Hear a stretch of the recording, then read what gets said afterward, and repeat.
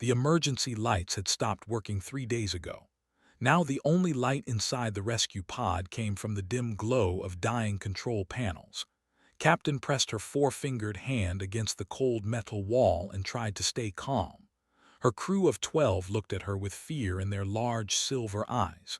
They were waiting for her to say something hopeful, but had no hope left to give. Their main ship, the Star Whisper, had been destroyed by a sudden asteroid storm near the edge of the nebula.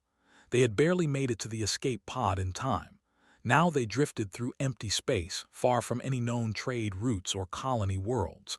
Their distress signal had been broadcasting for 7 days. No one had answered. The food supplies were almost gone. The water recycler was broken.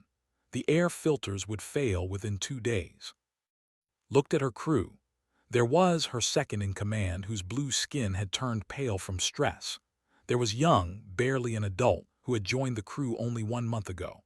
There were the twin engineers, Silo and Tarn, who had tried everything to fix the damaged systems but failed. And there were 7 others, all good people, all innocent, all slowly dying in the darkness of space. The people were known throughout the galaxy as peaceful traders. They had never been warriors. They solved problems with words, not weapons. They believed in patience and calm thinking. But patience could not save them now. Calm thinking could not create food from nothing. Closed her eyes and prepared to tell her crew the truth. They would not survive. Then the sensors beeped. Jumped to the console so fast he nearly fell. His thin fingers moved across the damaged screen. His silver eyes went wide. His mouth opened but no words came out. Moved to stand beside him. She looked at the sensor reading and felt her heart stop. A ship was approaching, a large ship. It was moving fast and coming directly toward them. For one moment, felt joy explode in her chest. Then she saw the ship's identification signal and the joy turned to ice. The ship was human. The people had never met humans directly, but they had heard the stories. Every species in the galaxy had heard the stories. Humans were dangerous. Humans were unpredictable. They came from a death world called Earth, a planet so hostile that survival there required constant fighting. Humans had survived ice ages, plagues, wars, and disasters that would have destroyed any other species. They were stronger than they looked. They healed faster than should be possible. They could eat foods that were poison to other species. They could survive in temperatures that would kill most aliens. And worst of all, they were emotional creatures who acted on instinct rather than logic. Some species called humans the galaxy's apex predators. Others called them chaos in physical form. The Council had issued warnings to all trading ships. Avoid human space. Do not engage with human vessels. If contact is unavoidable, be extremely careful. Now a human ship was coming straight for their broken escape pod. Looked at with terror in his eyes, she understood his fear. They had 2 choices now. They could ignore the human ship and die slowly in the darkness, or they could accept human help and possibly die quickly at the hands of dangerous aliens. Neither choice seemed good. But was a captain. She had a duty to her crew. Even a small chance of survival was better than certain death. She reached for the communication controls with shaking hands and opened a channel. The response came immediately. A voice filled the pod, speaking in accented galactic common. The voice was deep and warm, belonging to someone who sounded genuinely concerned. The human introduced himself as Captain James of the vessel Morning Light. He asked if they needed assistance. Explained their situation. Her voice trembled as she described the destroyed ship, the failed systems, the lack of food and water, the dying air filters. She expected the human to demand payment or make threats. She expected cruelty or indifference. Instead, there was a long pause and then Captain spoke again. He told them to hold on. Help was coming. His voice was gentle, almost soft. It was not the voice of a monster.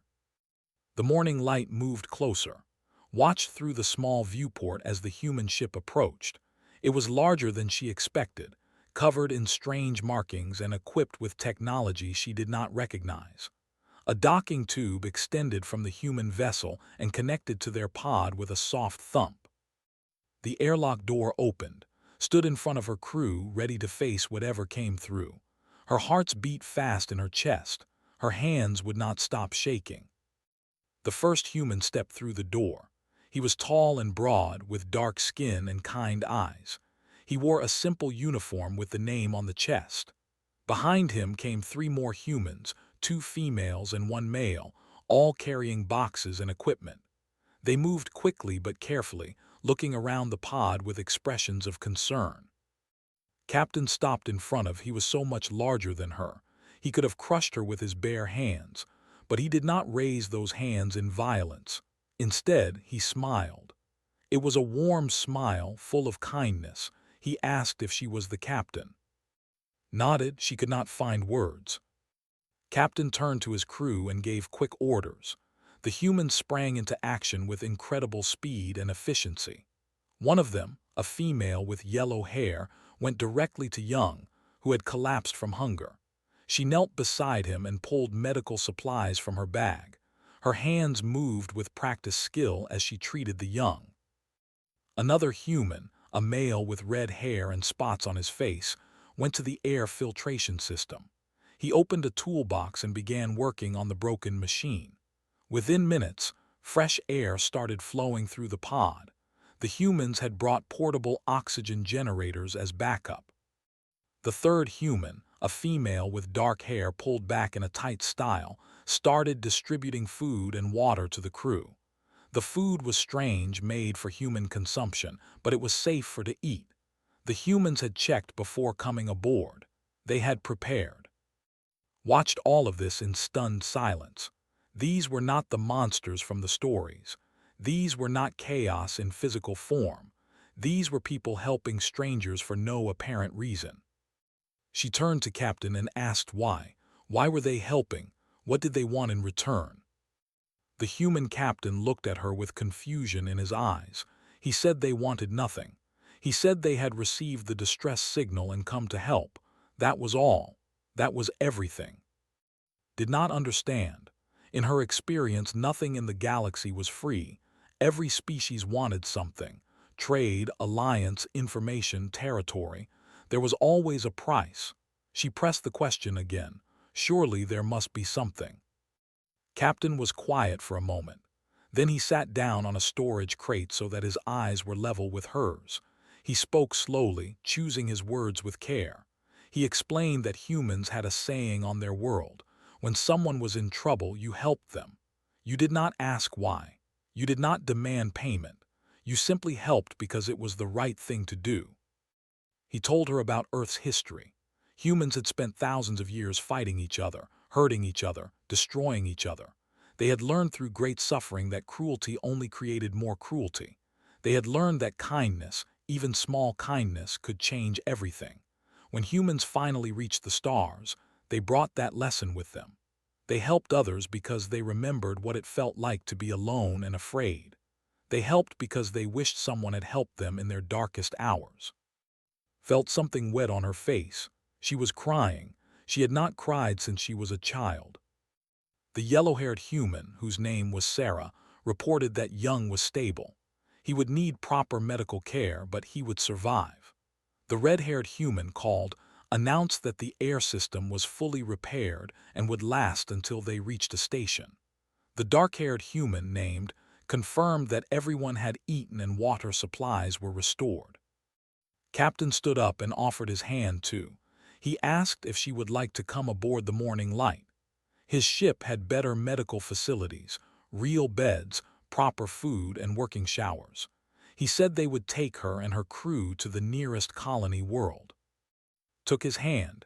His grip was firm but gentle. She looked into his eyes and saw no deception, no hidden motive, no threat. She saw only warmth. She saw only a person who wanted to help. The transfer took several hours.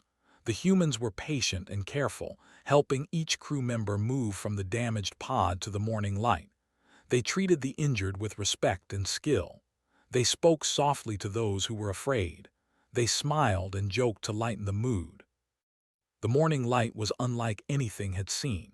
It was chaotic and organized at the same time.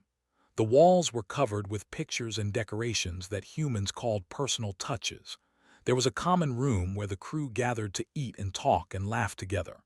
There was a small garden where real plants grew under artificial lights. There was music playing softly through the speakers, strange melodies that did not recognize but found beautiful. The humans gave their own beds. Captain gave up his personal quarters for, refusing to hear any argument. The crew shared their food, their clothes, their stories. They asked questions about culture with genuine curiosity. They listened with real interest when explained her people's traditions. For 3 days, the Morning Light traveled through space toward the colony world. During that time, learned many things about humans. She learned that they were not monsters. They were complicated, emotional, sometimes strange, but fundamentally good. They laughed easily and cried without shame. They fought with passion and forgave with equal passion. They formed bonds quickly and protected those bonds fiercely. She learned that the stories about human danger were not entirely wrong. Humans were dangerous, but not in the way she had believed. They were dangerous to those who threatened the innocent. They were dangerous to bullies and tyrants and those who caused harm. They were protectors, not predators. When the Morning Light reached the colony, a crowd had gathered at the spaceport. Word had spread about the rescue. Thousands have watched as their lost brothers and sisters stepped off the human ship, alive and healthy. There was celebration and joy and tears. Stood at the edge of the crowd and looked back at the Morning Light. Captain stood at the entrance, waving goodbye. She raised her hand in response. There were no words to express her gratitude, no way to thank him for everything. But she knew that one day, the people would find a way to repay this kindness. One day, they would stand with the humans as allies and friends. One day, they would tell this story to their children and their children's children. The humans had saved them, not because they had to, not because they expected reward, but simply because they could. And that made all the difference in the galaxy.